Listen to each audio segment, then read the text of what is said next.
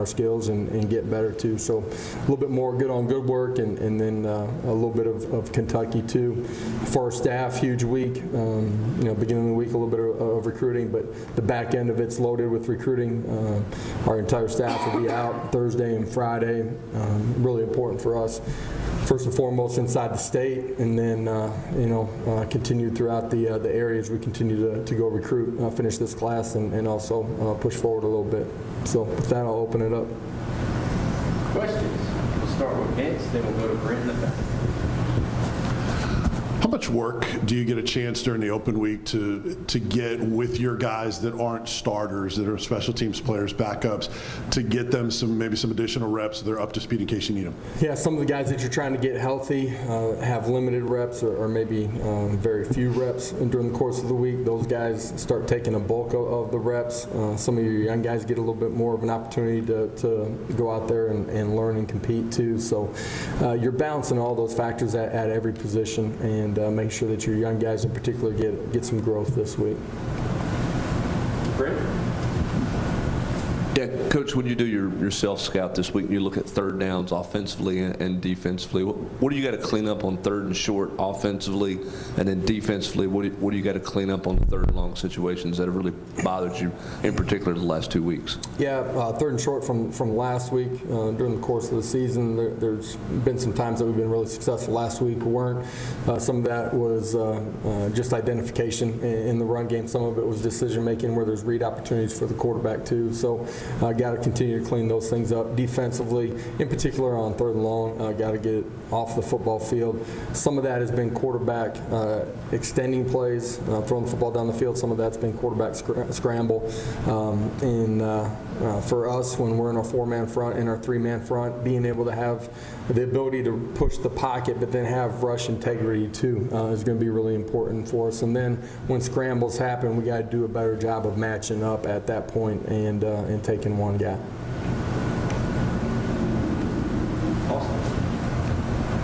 Coach, kind of take me through what Jimmy Callaway's got to do to get back on the field. He made some plays early in the year, and then of course had the drop at Florida, and I'm not sure it's been seen since. Yeah, I don't think it's just because of the drop. You continue to push and press, and when I say press, just urgency in your preparation. Everything that goes into it, off the field, on the field. We've got a great belief in Jimmy as a football player.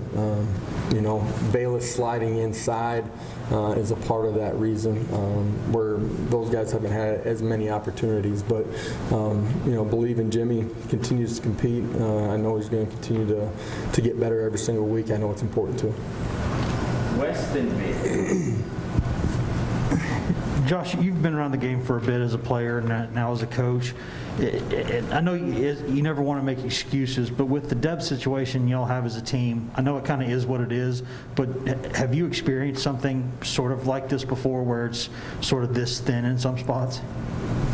For sure, this is the thinnest football team, just based off of numbers that I've been involved with as a coach or as a player. At the end of the day, there's no asterisk next to the season, right? Our players and our coaches, it is what it is, and you're either good enough or you're not when you walk off the field on Saturday. I love competing with this group. They're going to compete extremely hard. We continue to grow that way.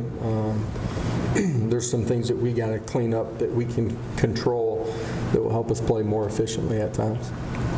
Josh, during the spring, I don't know that people outside of the program would have looked at Cedric Tillman as a guy that was going to go down to Alabama and not only be a starter but also ball out the way that he did. What is he doing so well that allows him to be so successful right now? Yeah, I think who you are, your maturity, how you approach everything every single day shows up in your consistency as a player. His consistency as a player is a direct result of who he is off the field. It's a direct result of the effort and strain that he puts in while we're in the building meeting, practicing, and when coaches aren't with you, what he has put into it. He plays with great confidence because he understands his job at the highest level. The game's never moving too fast of him because of his preparation during the course of the week. That's why he's able to go out and perform and play extremely hard and efficient. Mike? Josh, you mentioned getting out and recruiting Thursday and Friday. How excited are you to do that, and what kind of feedback have you guys been getting as you've really settled in here and had some time now? Yeah, in particular inside the state, the way that our coaching staff has put an emphasis on it, communicated with the coaches in the area. As soon as we got an opportunity to get out with COVID, obviously no spring recruiting, as soon as we were able to get out the way that we've hit the state, and we'll continue to, this week's a big part of that. Just developing relationships and the line of communication with the coaches here has been instrumental in us continuing to push forward on the recruiting side of it. Great feedback from players. They see the brand of football that we're playing. It's an exciting brand of football in all three phases of the game. They know we're going to be aggressive. They know we're going to play fast, not just in tempo, but the way our kids are able to cut it loose. They know we're going to call it aggressive in all three phases of the football game. It's something that is really attractive to players. The ability for them to see the environment inside of Neyland Stadium, like it was a week ago and has been early in the season, is a huge part of the recruiting push that we've been able to make too. West and back to Austin. Josh, obviously, I guess on Thursday and Friday, like you said, you'll be recruiting, but what about Saturdays during, the Saturday open date during the season? Are you a guy who you're sitting there watching ball from 12 to 12, or are you a guy who kind of tries to get away, see the family, kind of get away from the game for a minute? I'll definitely be around my family. My son and I will probably play catch, do something in the morning. My daughter will settle up on the couch with me in the afternoon, and we'll watch some football for sure. To piggyback Mike's question about recruiting, when you first got here and you had all the kind of cloud of the investigation hanging over and everything else, and I know part of the pitch was, we just need to put something on film for everybody. How patient did you have to be when you had so many months before the first game, and then once you kind of got out there and have had some success offensively and put up some some numbers? What has that kind of, I guess, feedback been from players across the board, not just offensively but defensively as well? Yeah, for sure. You're selling what you've done at previous places, and you're selling why it's going to happen here at UT. That's offense, defense, and special teams. It's the relationship and the energy and the program that you're building. Now that they get an opportunity to see the product on the football field, they know that those things ring true. The ability to play extremely aggressive on all three phases of the game. Our defense leading the country in tackles for loss. Offensively, the tempo and the aggressiveness and the balance that we're going to have in the run and the pass game. The product is starting to sell itself, and I say that meaning that they understand what they're going to be playing in, and there's a ton of excitement from recruits. It's a completely different feel when you have something that you're able to show them that they can see, it's tangible to them, versus trying to sell them something that's from another school, as far as the product of what you're putting on the field. Brent and Patrick. Coach, with a couple of offensive linemen, I know you said last week K'Ron Calvert was going to start to get some work, and Kingston Harris, where is he at? With both those guys, how realistic is it to get a guy in game shape when they've missed the amount of time they have missed at this point? Yeah, it's difficult, but I do think those guys have an ability to come back. Can they handle a full game week one that they're back? I think that's asking a lot of them. But I think our rehab team, meaning our medical, with Geronimo, and then our strength and conditioning staff, the combination of those two things gets them back where they're a functional player when they're coming off of their rehab, versus just being a guy that's been in the medical room and now you're just trying to grow as a football player. They've already started doing some of that functional movement with our strength and conditioning staff before they even get back into individuals and working with our entire group. I do think it's reasonable for those guys to be able to play at a high level when they get back. Coach with Hendon, he was here when you got here. Did you know much about him, and kind of how did you see the way he's played? Did you see that happening with him when you got here? Yeah, like all of the guys on our current roster, watched who was here. A small sample size with Hendon, had watched some of what he had done at Virginia Tech. I think for Hendon, he's a great example of a guy that comes in, buys into a culture, has some maturity, has grown into a really good football leader inside of our locker room, but his consistency and his habits every single day. And then what we're doing offensively, being able to put him in a position is why he's playing at a much higher level than he previously had. I think it speaks to Hendon, and I think it speaks to what we're able to do offensively and put the quarterback in a good position to be successful.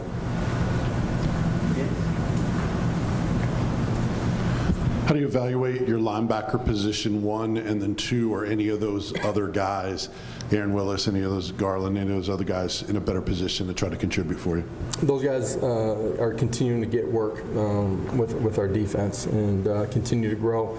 Seeing both of those guys play more snaps on special teams, continuing to play and grow in that way.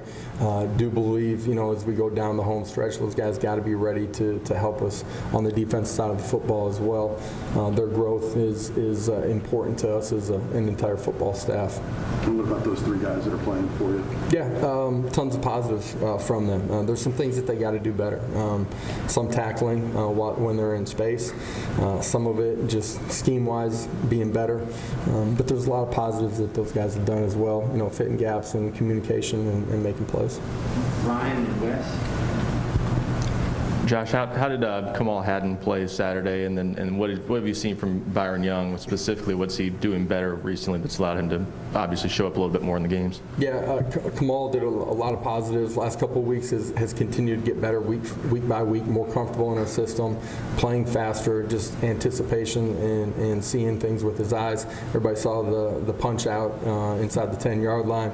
Great competitive play by him, never giving up on the play. I think he's got a really high ceiling. He's going to continue to grow. A guy that, came in the summer, right?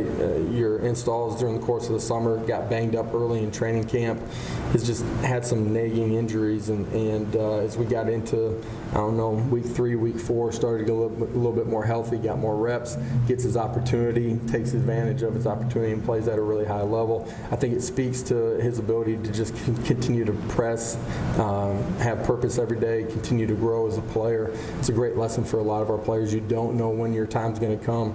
When it comes, you got to be ready for it. It's easy for a young player to get frustrated early when things aren't right. Maybe you're not healthy. It's a great example of him just continuing to grow. And Byron also. Yeah, Byron continues to make a huge impact for us defensively. His ability to rush the passer is something that we felt like he was going to be able to bring. He's got an electric first 2 steps, does a really good job with some of our movement and twist games, whether he's the guy that should be coming clean or whether he's the picker too.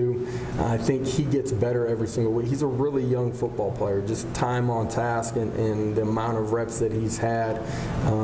Would have loved to have him week 1 and week 2. Obviously, we didn't. In some ways, that probably slowed his progress down a little bit. Game reps for him have been huge. You can see he just gets more and more comfortable each and every week.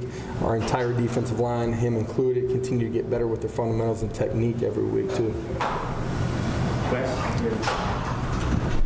Josh, you talked about Kamal a minute ago, but throughout the season, whether on defense with guys like Kamal and Turnage, and offense guys like Ollie Lane and Dane Davis and Laneith Whitehead, when you have a team and guys have to step in throughout the season and they do find ways to produce, what does that do for the culture, sort of the belief within a team that, hey, like, we've got guys who can do this? I think it speaks to what we talk about. The next man's got to be ready to step up and play at a really high level. I think there's buying, just an overall belief in that. Whoever we line up, I think our guys believe in. I think it creates buy-in. The more guys that you're able to play, creates an energy inside of your locker room, inside of your building every day that creates positive momentum. 2 more, Ben and Brent. Josh, when you're evaluating whether you want to take a guy out of the portal or not, I imagine you don't just completely look at the stats and the production. So how do you weigh the stats, the production, while also evaluating their skill set on film? I think as you move forward as a program, the culture is really important. And so the players, the first thing that you see on the video, I don't care if it's a portal player or a high school player, you want to make sure that they're smart, competitive, love football, and can be a great teammate too. And that culture piece is really important, that you build those things and recruit to it. A little bit of a follow-up with that. With so much going on the last month of the season and you're going to recruiting this week, you're trying to figure out numbers. Do you have conversations with guys who can be super seniors about kind of where they're at, Do you have conversations with guys during this week about maybe who are thinking about their future in terms of whether it's the right fit for them? I mean, how do you figure out numbers, and is this week a kind of an important time for those conversations? Yeah, I think you get a gauge during the course of this week.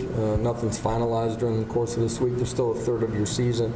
For guys that are going to be super seniors, getting information at the end of the year, where do they stack up? What's their potential to have the chance to move on, be drafted high enough, make a team, and be able to have a future, I think is a part of the conversation.